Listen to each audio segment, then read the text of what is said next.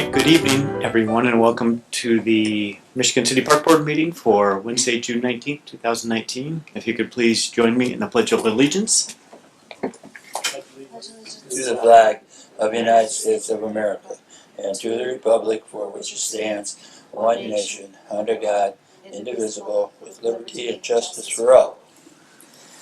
Thank you. And Shannon, can you call the roll, please? Mr. Latchford? Here. Mr. Freeze? Here. Mr. Lang? Here. Ms. Espar? Here. The minutes from our previous meeting on June 5th were mailed to us. Unless there are any changes or corrections, we have a motion to approve. I'll make that motion. I would second. All in favor say aye. Aye. Opposed? The motion carries. All right, Jeremy, can you give us some updates on the old business with the ESG project? Sure, not a lot to report here, other than the solar delivery for the materials for the senior center has been pushed back till after the 4th of July. So hopefully that'll be installed and removed prior to boat races coming in. So we're hopefully going to keep into that window, but that's the plan as of right now. There's some minor adjustment that I understood at our meeting yesterday that needs to happen with the solar for Patriot Park. So we're scheduling a walkthrough that just hasn't been scheduled yet. But all other, as far as from HVAC standpoint, lighting, LED lighting standpoint, there's a couple bulb replacement here and there that we need to do at a couple of our facilities. But all in all, that project, that portion of the project has been completed, and training's been conducted with staff and the like. So we're really happy with how that's turned out. Great. Anything on Patriot Park? They are breaking out, they're having Marcus Electric break out a quote, break down the quote, I should say, for that lighting into specific aspects of that, as well as by field. So if it has to be phased in or something like that, to just give options potentially for the city council to look at for funding. Great. Thanks. Any questions for Jeremy? Patriot Park, how's that holding up in this monsoon season we're having? I didn't notice it had been raining, but Get so far so good. After there was two initial issues that we had that were corrected, and Marcus Electric came out and fixed those two issues, and we have not had one since. So we're keeping our fingers crossed, and hopefully that those are it'll continue to withstand the. I'm talking about the fields themselves. Are they holding up pretty good? Actually, yeah, surprisingly, with the recrowning that we did. Yeah, so that paid off. Yeah, definitely. So we are looking into the one field, Doolin Field, that does not have the lights, and we are looking into recrowning that field potentially in-house. We do have a sod cutter, so we can cut the lips out, and it would just be a matter of having the money to purchase the material to spread out on the field, which we're very confident we can do. Which we do have money for that if we wanted to use the money based off of the money we're getting annually with the NSA BPA deal that we have with the CVB from that $10,000 annually that we receive. So we're looking to do that, but again, weather hasn't given us the really opportunity to tackle that. And with our busy season, having to get in tournaments, so it might be more of a fall project or a late summer, early fall project that we might look at. And the upgrade in Millennium Park, we had that initial upgrade. Have we done anything since then? It should be in the next week. It was at the end of June. They're supposed to be scheduled to be out there and working. They had to get everything ordered, so I couldn't we're looking at remember the end of time. June. Thank you. That's all I have. All right, any other questions? If not, we'll move on to see if there are any tabled business from our last meeting that we need to address. No, sir. All right, right on to new business then. How about the Heart 5K request?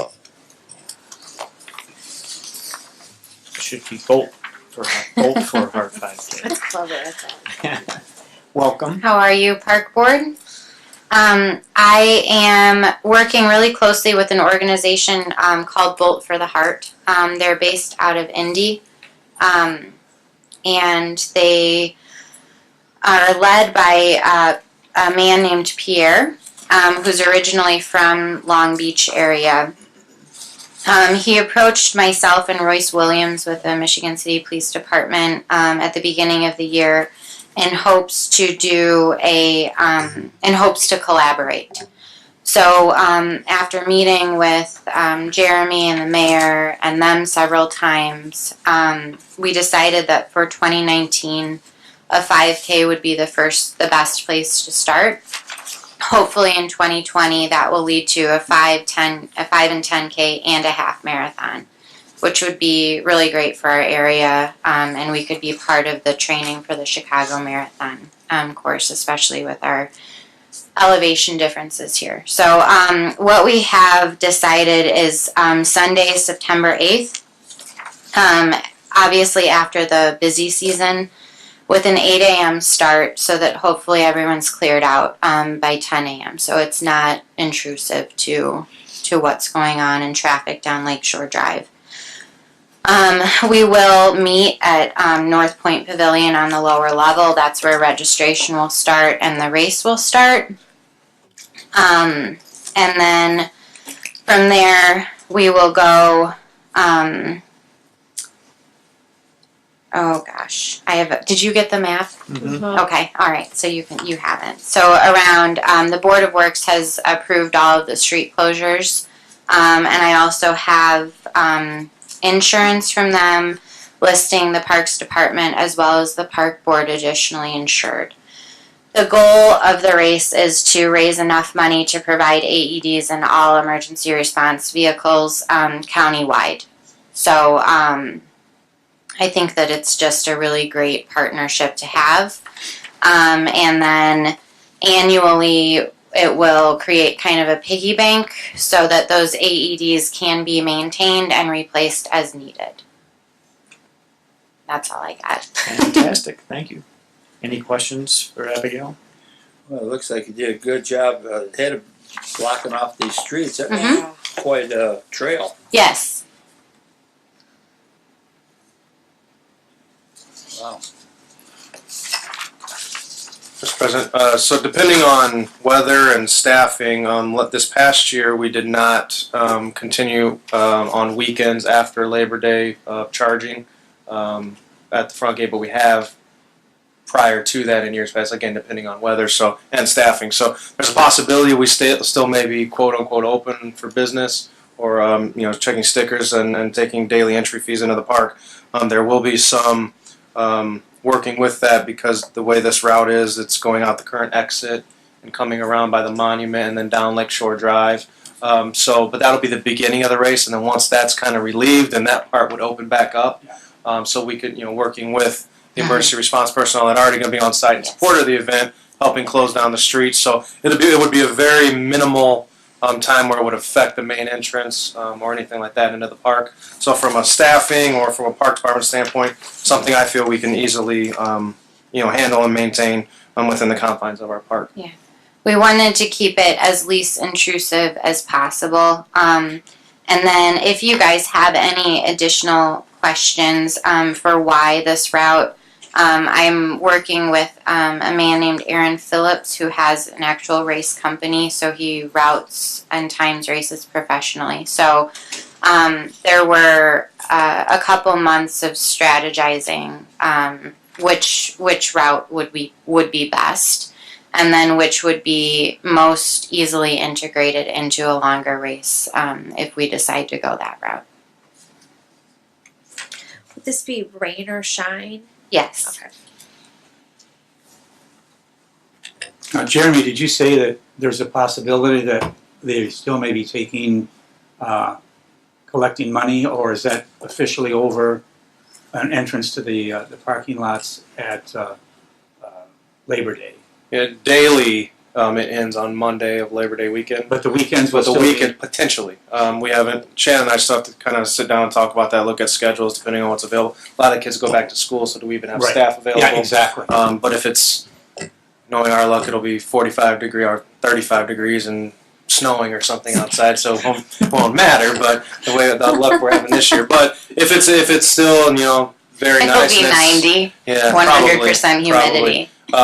we would like to still, keep our park open and maximize that those revenue opportunities. What I was wondering, if people are going to be coming in to participate in this, will they have to pay to get into the park, or will they be excused because they're a runner? Yeah, so with the race starting at 8, most everyone's going to be in the park prior to us charging at 8 o'clock. That's when we technically open. Mhm. But if someone were to come flying in last minute, participants, Yeah. the board historically has waived Yeah. entry fees for those participating. That's what I thought. events. Okay. Any other questions? Just a comment. I'll tell you one thing. The people who are working the gate are very diligent. I had not put my sticker on yet, and I was going to take a ride through the park. And I told him, I said, I have my sticker, but it's home. And he said, well, you can't get in. I said, well, I'm on the park board. It didn't even faze him. He said, just keep going on. So he's doing a good job. Didn't impress him at all. Nice. All right, if there are no other questions or comments, do we have a motion to approve the Bolt for Heart 5K? I would make that motion. I think it's a good cause. I think it'll benefit our local first responders, and I'm happy to see it continue and expand. So I'd make that motion to approve I'll it. second that. All in favor, say aye. Aye. Opposed? Motion carries. Good luck. I forgot to mention, and I'm guilty of this because she's amazing. Part of this partnership is also the Jake's Foundation from LaPorte after Jake, the high schooler who passed away. So she's so actively involved in raising awareness for cardiac arrest. So she is part of this as well. All right, great. Thanks for mentioning that. All Yes, she is. Good luck. right, next on the agenda is the YOLO Glow concession agreement. Jeremy? I know the name of that has piqued your interest, so I will explain. I was approached by Mr. Dan Pizzata from YOLO Glow Novelties. I'm interested in coming into the Washington Park on July 4th when we have our fireworks display and selling light up or glow novelties, bracelets, wristbands, necklaces, things like that. You know, for kids, and I guess adults of that like. So thought it was a great idea. I ran it by Attorney Pichardo, and he put this concession agreement together. I think it's just another amenity, something to add to the park and kind of add to the atmosphere for the 4th of July fireworks. It would be $100 security deposits and then a $100 flat fee for them to work in the park and kind of see how it goes. We almost use it as a pilot, and some if we want to expound upon or add more vendors in the future, or if this works for us or it doesn't. And I'd like to see how that plays out. But I'm confident in the company and Mr. Pizzata, and would recommend approval to the board this evening. Thank you, Jeremy. Any questions? I noticed under location it was up to you. Where will he like to set up? It would be. So he has carts, so he's kind of Oh, be could mobile be one, within okay. the walking area, up on the front wall, Sure. through the kind of the or about a lot by the pavilion. So kind of just trying to get to as many people as he can. So it's not going to be one necessarily a stagnant location. Kind of Good roaming idea. more or less along the front wall. That's what I thought that was going to be. Any other questions? Kids love those things. They just Yes, they do. I'm going to come down there for fireworks, and you're going to have them on your ears. I can already see it. I'm gonna put one around up on top. Halo. Yeah. Good luck with that, Phil. Might be tarnished. All right, if there are no other questions or comments, we have a motion to approve the YOLO Glow concession agreement. I would be happy to make a motion that we approve this. Little kids, big kids, they all love wearing those things. This is with the YOLO Glow novelty. So yes, I will make a motion that we approve the sale of these on the 4th of July. Second. All in favor, say aye. Aye. Opposed? Motion carries. All right, finally, under new business is the Tackus Car Show Major License Agreement. Jeremy? Just got a notification from Mrs. Cookta that Mr. Stone Connor, who was presenting this event, was stuck in traffic due to an accident. He's about 10 minutes out, but so I don't know if the board's pleasure would be to go through my report and go through everything else and wait for him, being that's the first year event, or we can do some introductory, it's up to Sure, the pleasure of the we'll board. just put this on hold and we'll continue on with the meeting. And if when you get to the point where it's either at the end of the meeting and he's not here yet, then we can decide what to do at that point. Perfect. Thank you. All right, then we'll skip item 6C and go to superintendent's report. Thank you. You're welcome. Quick update on our electronic signage. It's been taking a while, but it is scheduled to be installed the end of next week. We're hoping for Thursday of next week, weather permitting. They will need assistance from park staff and our loader to help them get some of the equipment up to the tower. But hopefully by the end of next week, we will have the 4 additional signs around the lifeguard tower, and then the one installed on the walkway in front of up above the steps that lead out to the pier. So hopefully once we have that completed, we'll be good to go. As I did report to the board via email that we did have a meeting with the emergency response agencies, police, fire, and kind of got it structured and figured out how we're updating that moving forward. So I'm pretty confident with that. So far so good. It's worked because we've have had a few weather and wave days since we kind of put that in motion, and it's been very good. The communication has been perfect. So really happy with how that's went. As you also are aware, we have the Grand Regatta coming up this weekend. We will be setting up in their staging areas tomorrow morning, first thing, and they will have their team on site tomorrow as some of the boats and different things, and some of the crews will be coming in starting tomorrow. They will racing Friday, Saturday, and Sunday in the park. There was a safety meeting that took place with emergency response agencies this past Monday that everyone's on the same page and ready to rock and roll. It's not anything like our major event, our powerboat races, but at the end of the day, safety is always concerned, not just from those that are on the beach, but those obviously that are participating in the water as well on the sailboats. So there's going to be a time when all those are coming back in, they're trying to get back on shore onto the beach. That we need to make sure that swimmers aren't in that area. So there's going to be some coordination, but at the end of the day, very minimal. Once they're out in the water, usually around 11 o'clock each day, they'll be out there for 3 to 4 hours. So you won't even see them. There will be nothing going on really in the park until you see them start coming back in. But I think just having the atmosphere in the park and seeing all the boats on the beach and kind of bringing back that flavor, if you will, or a new sense of an event down in the park is going to be very good. And reminder also that we are looking, and they are still trying to go for the 2020 World Championships to be held here. So they feel good about it, but nothing has been written in stone yet. So that'd be something that we could really build upon. So I'm really looking forward to see how that event goes, and plan to be down here and supporting it. We have another stakeholder workshop regarding the Sheridan Beach Esplanade with the Save the Dunes organization, and that will be this next Thursday, June 27th from 5 to 7 p.m. here in the ELC room. So hopefully the park board can attend that. If you can't, just please let me know. We're getting with Victoria from Save the Dunes and just kind of seeing if it's going to be a change. We're trying to get some different people, again, looking at the realtors, some of your property owners and things of that nature, that rental property owners that did not attend the first one, that we can get some of this information to.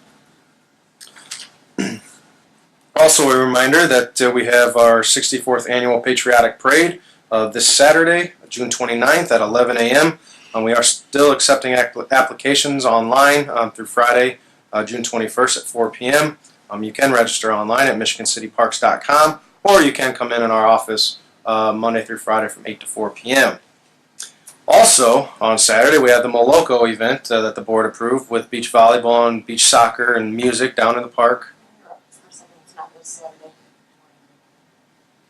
It's Saturday the 29th, okay. Thank you. It's not this Saturday 29th. This Saturday is 21st, I believe, right? 22nd. Yeah, I'm going to get these days right at some point in time. Saturday the 29th. All right. You done sweating, Abigail? Good. All right. We also have a Moloko event, beach volleyball and beach soccer in the park on Saturday, June 29th as well, with music. It should be a fun event, as well as we also have the Pride Fest going on in Washington Park and at the amphitheater on Saturday, June 29th. So that is a very busy day and weekend for us. I'm here at the Michigan City Parks Barn in our city, so we're really looking forward to that. And then that leads into, as mentioned in this previous approval of the novelties, is that we have our fireworks show, Rain or Shine, on July 4th. There was I saw some people posting online that our rain date was the next night and things of that nature, and that we are a Rain or Shine event. Those fireworks are going up. It's going to have to be really, really bad outside for them not to go in the air. So we will do that on 4th of July at dusk. And so we're real busy coming up, and we're really looking forward to it. And I believe our staff is fully ready and for the upcoming festivities. On a down note, if you will, have some very unfortunate news to present to the board this evening. On Monday, this past Monday, June 17th, I was contacted by our supervisor of maintenance, letting me know that there was an excavator, a bobcat, out on the Esplanade, plowing beach paths around stop 11, and she sent me some pictures. Unfortunately, I was not able to go out there because I was not in at work that day. But there were about at least 4 to 5 different houses that had paths that were plowed by this one excavator. I instructed her to contact the Michigan City Police Department to get them out there. She did contact them. They took her information and said they would be looking into it. I have followed up with Police Chief Mark Swistek as well as Assistant Chief Kevin Urbanzik, and they are looking into it a little further for me as well. So we're hoping that a report was taken. We have sent them the pictures that we received on that day. This property is City of Michigan City property. It's under the jurisdiction of the Michigan City Park Department. In my opinion, this is a direct slap in the face and an aggressive stance by certain homeowners that rules do not apply to them. I will be aggressively pursuing this and following up with each of you as soon as more information becomes available. I am very saddened and disappointed by this, as I know at least one of the specific homeowners that has had their paths plowed on this past Monday was in attendance at our workshop. Wow. So it's very, very disappointing, and I look to see this through and get a resolution on this. But it's very very disappointing and maddening all on the same sentence. So I just wanted to make sure the board was aware, because we did start receiving some other phone calls and people who are trying to do the right thing, who are very good neighbors along the Esplanade, are noticing it as well. So my hope is that this doesn't start that domino effect and we start getting others that think they can just do the same thing. So I really hope that the city, I know we are as a park department, but I really hope the city stands behind this and we on a collective front really attack this and make sure that everyone understands that it is our property and not the homeowners. So again, I will be following up as more information becomes available. With that, unfortunately, also I have 4 items of vandalism to report. We had more graffiti at Adams Park that we had to remove off of equipment. Roughly $10 plus labor to take care of that. The amphitheater drive, the exit of the amphitheater drive, the tiger teeth were what appeared to be pried away, like a crowbar was trying to pry them up. I can't understand for the life of me why that would be the case. Someone really didn't like them, apparently. So that we're looking at about $52. We just had to, new anchors and bolts to put down, plus the labor. We had the Lot 1 men's restroom that we just newly painted. That had graffiti on the bathroom stall door. Vulgar language, to say the least. So it's $10 in paint plus labor to repair that, or to correct that issue. And then lastly, we had one of our wood deck that is out at Hanson Park. Some wood was ripped off of it and thrown in the pond. So that was about $30 to repair plus the labor. So very unfortunate that different individuals, and whether they're from our community or visiting, are taking an opportunity and doing for whatever reason and damaging our property. So it's very sad that we have to deal with this, but it's starting to really become that time of year where we start seeing more and more of this. So we'll keep our eye out and continue to address it as needed, and I'd be happy to answer any questions the board may have. Thank you, Jeremy. Jeremy, I'm sorry, June 27th, what time? I didn't get the time in the EOC. 5 to 7 p.m. 5, okay. Yes. And my next question is, can you refresh me, you had mentioned something about you or Shannon are going to, or the lifeguards are going to control that sign, and then when they're off duty, the fire or the police? Yeah, so on the electronic signage, it's going to be in Washington Park from Memorial Day weekend through Labor Day weekend, from 9 a.m. to 5 p.m. it'll be park staff. So it'll be myself, Shannon, or Washington Park lifeguards. Okay. That'll be updating that sign if and when conditions change. Outside of those hours and outside of those days, it'll be up to the Michigan City Police Department mainly, and or falling back on the Michigan City Fire Department, as they will have people on 24/7, as well as access to the pier cameras and cameras that's on top of the lifeguard tower, so they'd be able to update that outside of those hours. Good, thank you. Any other questions? Yeah, Jeremy, on the bulldozing those social paths. I remember when we first spoke about those workshops, we weren't going to take that legal approach because it would almost certainly be met with resistance, and we wanted it to be a community effort to preserve the dunes and have people, involved in that. Do we have the same legal type issues that have faced Long Beach and in those lawsuits, or is this clear that it is it's city property, it's under the jurisdiction of the park board? And if so, are we thinking about potential legal action if we can't Yeah. So remedy this? yeah. So I am as certain as I can be certain from the information that I've seen and in dealing with city's legal team and Attorney LePage Stallbrink, and talking with the mayor and the planning department, that we are operating under the auspice that that piece of property, that esplanade, belongs to the city of Michigan City and is under the jurisdiction of the Michigan City Park Department.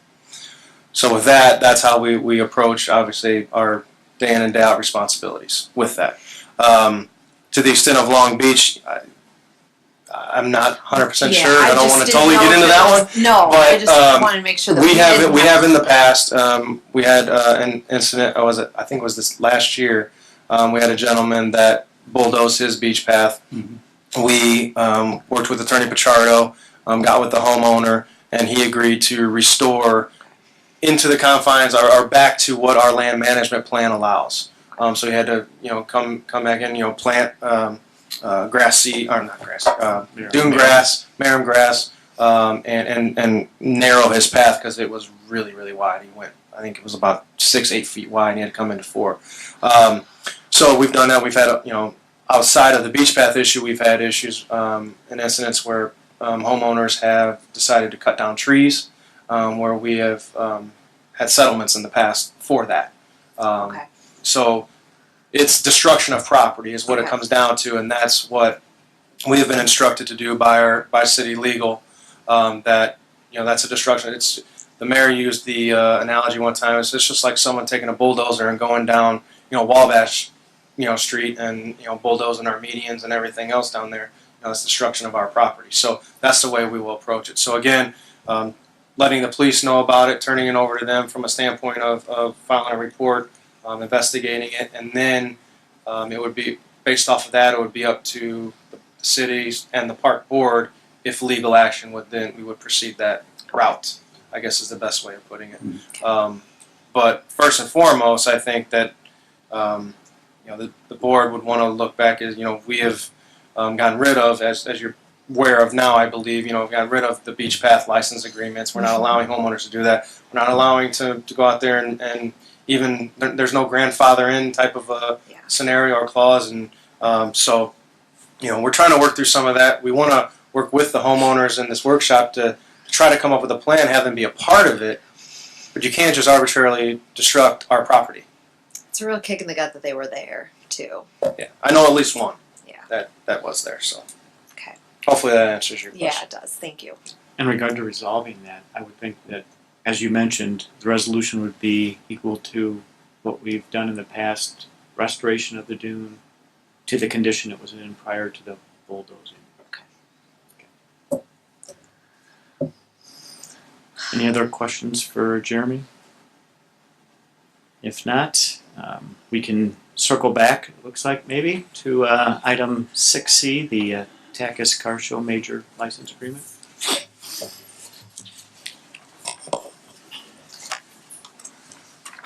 Hello again.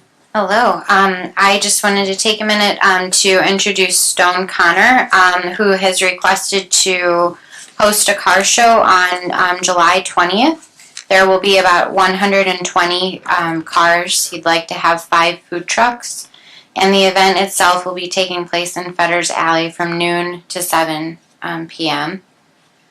There will not be alcohol sales there. And I will let Stone talk more about the event. Thank you. Welcome. Please just state your name and address for the record, please. Address of my house? Sure. Okay. 200 South Humphrey, Oak Park, Illinois. Stone Connor. I'm the owner of Bacchus.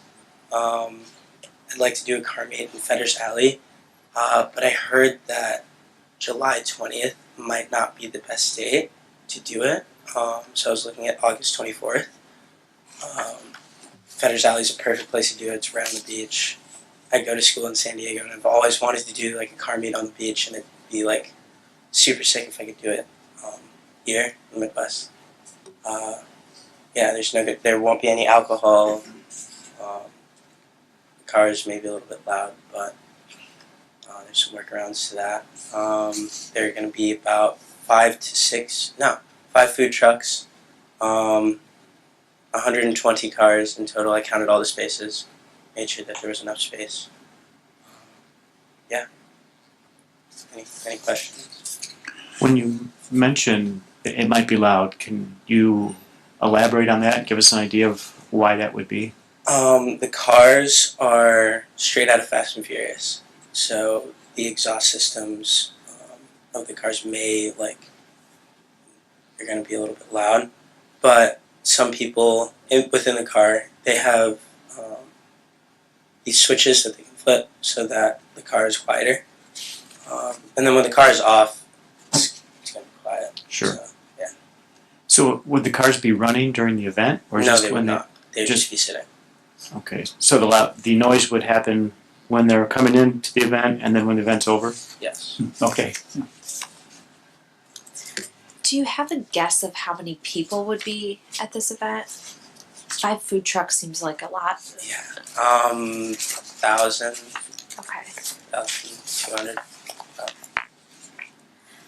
Is there a cost for the people to come into this? Yes. So this will all be roped off or cordoned off, so Yeah. that and there'll be someone will be there to collect. Okay. Where do these automobiles come from, these cars? All over, or is it, All over, yeah. So, a lot of them come from Chicago, which is where I'm from, and here as well. Place that I work at, it's called Wider Stansfig. We create Porsches. We take Porsches and we turn them into race cars. So my boss is bringing his. It's a really nice red Porsche 944. It's really cool. Some Nissans, a couple BMWs, maybe a Lamborghini, Toyota Supras, stuff from like 90s, like Fast and Furious type stuff. thank you. Jer, how many total spaces are in Fetters Alley? Honestly, I don't remember off the top of my head. 170. Oh, he just got me. There's the answer. That'd be 120. Yeah, my first thought was, do we need to dedicate all of Fetters Alley to this event? Not all of it, just where the food truck rally was. I was there Sunday, and it was like in the back area over near the homes, the houses, right on that beach, just like that little area right there. So would the cars then be on the asphalt, or would they be in the green in Fetters Alley? In They'd in be on lawn? the asphalt. On the asphalt.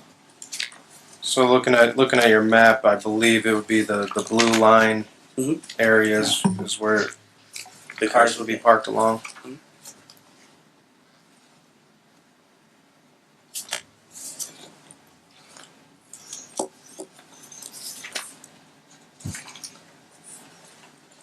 Do we have enough garbage barrels in there for an I'm sorry? event this large? Yeah, we have. There are. Okay. Yeah, I'm not garbage and if picnic tables needed, things of that nature. There would need to be snow. It would need to be snow fenced off because obviously he's requesting to charge an admission fee to guests coming in. So that and all that is a part of the fee structure that we've put into this agreement that Stone is aware of. So based off the linear footage of fencing, our major event fee, barricades needed, snow fence, as I mentioned, trash barrels, and the security deposit, it would be $1,939 for him to run this event in Fetters Alley. Plus, all cars coming in would be treated like all the other car shows that we would do, is if they do not have a park sticker, they would need to pay the $8 or purchase from him up front to give out passes. That can also be worked out as well. But so it wouldn't be unless the board chooses differently. But what's being presented tonight is like how we do all of our other car shows, is that they would be charged upon entry into the park as well. Jeremy, I have a few questions. I'll ask them all at once. Where will the roped off area be? Where are we going to park excess cars? And then how will people access the beach without having to pay to get into his event? So we would run the north side of that fence, just to the north of the parking spots, like just in. So we would leave space to people to walk around if they weren't coming into that event. They wanted to access those paths or come off the beach that way, that they wouldn't have to walk into the event and around. So we would make sure that would stay clear, so we could still go into the grass there for staking purposes. So that was your fence question. The parking would be other areas of the park for those wanting to come to. So whether it's Senior Center lot, whether it's Amphitheater lot, lot 2, lot 1, or by the pavilion, they'd have to find other parking in the park. I don't know how we could look at excess flow into Fetters Alley, but it might be tough depending on how we totally fence that off. Because are you requesting, because the fencing necessarily isn't shown on here, are you requesting the food trucks, all that be fenced in inside your event area, correct? Yes. Yeah, so I don't know if we could necessarily do Fetters parking. So here's ultimately, I guess, what it comes down to: economics. We've got, it'll be about a $1,400 lease for the day. Mhm. Yet we're going to give up all the parking if it's a beautiful day. 170 spaces that potentially, and beach access. So we've got to weigh 170. Let's say half of them are residents and don't pay. And then you've got 170 divided by, let's just say half of them pay $7. Okay, it still works. So I have a comment on that. Typically, if we have an event that's using dedicated parking spaces, they pay for those. The car shows that park on the lawn are the ones that have to pay to get in the park, but they're not taking our revenue away. So we might want to look at reconfiguring this event to move the cars into the lawn, leaving all the parking open for beachgoers or spectators to your event. Yeah, the cars, no, they're extremely low to the floor. So I don't think they do. But that is not in here, the $8 per parking space, which is listed. I mean, they would have to pay to get in anyway. What I'm saying is if we block off 170 spaces for you and you have 100 cars show up, I lost revenue for 70 spaces that I could have turned over 3 or 4 times in a day to the beachgoers. So to your point of economics, that's why we've always charged for that actual space. Are these pre-registered cars? Yes. So you know how many are coming? It would, yes. What's the deadline for pre-registration? Registrations, if that's 25th, August 1st. Oh, so you know Yeah. well in advance, and maybe that's the answer, is we just move that fence to the amount of spaces you need. There's 100 cars, that leaves 70 open.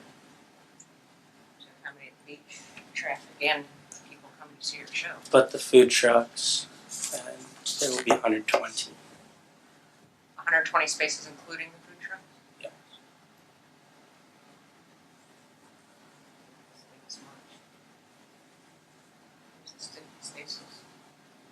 Is that Yeah, what but you're the- kind of even- looking at? Like, we could leave 50 of those spaces open for public? It'll become logistically difficult to leave those 50 open though, because how do they exit?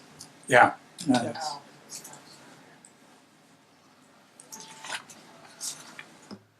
Is this taking up the same amount of space as when the food truck festival was going on a couple of weeks ago? Yes. It's taking about the same amount of space. Yeah, the difference there is that the weather there is usually a little dicey. It's a Memorial Day weekend. I'm just thinking August 24th.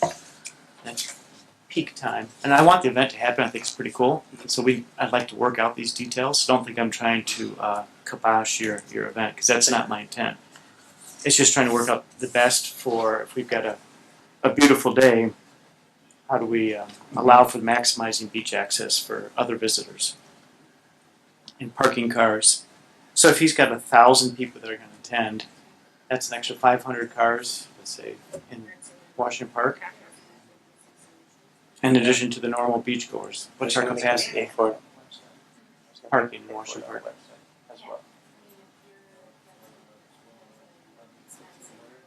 1,500? It also all depends on if we use grass parking in Fetters, which Yeah. has a variable to it. So that could really. I think we would have to consider using grass parking. We At least can have figure that out a way to option. do that. We can figure out a way to do that. Okay. That's our normal overflow. Yeah. We just have to make sure we have an entry. Yeah, if the gate goes if this fenced-in area for this event goes all the way up to our drive entry point, then it would make it a little difficult for us to access that. But if we can push that back a little bit, slide it down, whatever we want to allow cars to get in there to be able to park them in Fetters, then this shouldn't be an issue at all. There's your resolution. Thank you. I love it. I would also ask, though, that $8 parking fee gets added into the event fee That's what we normally do. if they're taking up parking spaces, yes. I know for other car meets, there's another one going on in Joliet, in Chicago, or Illinois. It's in a parking garage, so they just, add it on to the expenses. So he's recouping it through his registration. Mm. Yes. Okay.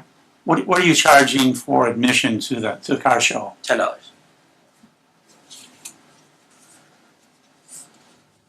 All right, so we'll have to amend the facility and amenity cost for major events. Good catch there, Shannon. About the money, Phil. So we're talking the first line here, Phil. It would be, Line 1. no, I think it's going to be halfway down, parking spaces. Oh, I see. Okay, thank you. Yeah. Sure. Any other questions?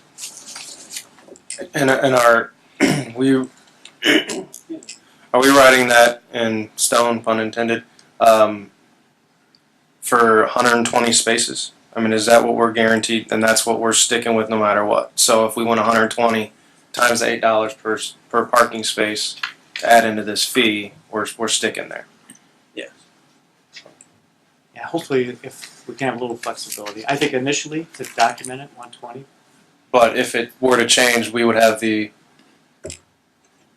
Yeah, I would agree with Given a that. little flexibility there. I assume we have that flexibility, Yeah, but we would just make sure that we charge for each spot. Okay, And maybe perfect. That's find out perfect way to- August 2nd, and that's when we can firm that number up. that's a perfect way of stating it. I just want to make sure for the purpose of the motion and what was being approved. Thank you.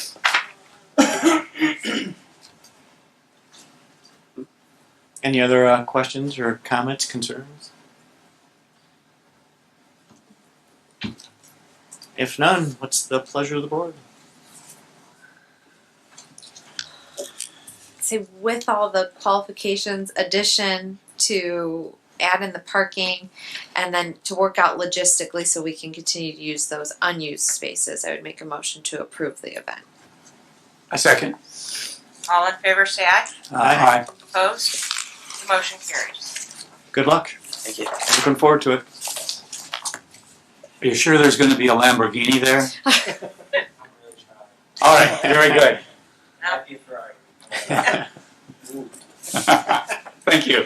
Can't believe it's like that money to tear it down and All right, we'll move on to where we left off, and that's the liaison reports, and I'm the planning commission liaison, and we have not had a meeting since our last meeting. So there's nothing to report.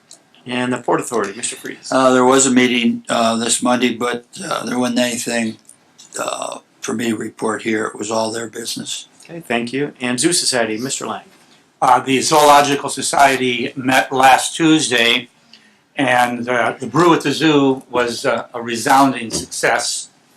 And they brought in $22,000, and when the bills are paid, it looks like they're going to have a profit just a little bit under $13,000. So that's that went over very well. They're talking about doing some advertising. The bridge that goes over Highway 12 bridge that goes over Trail Creek is sometime going to be repainted.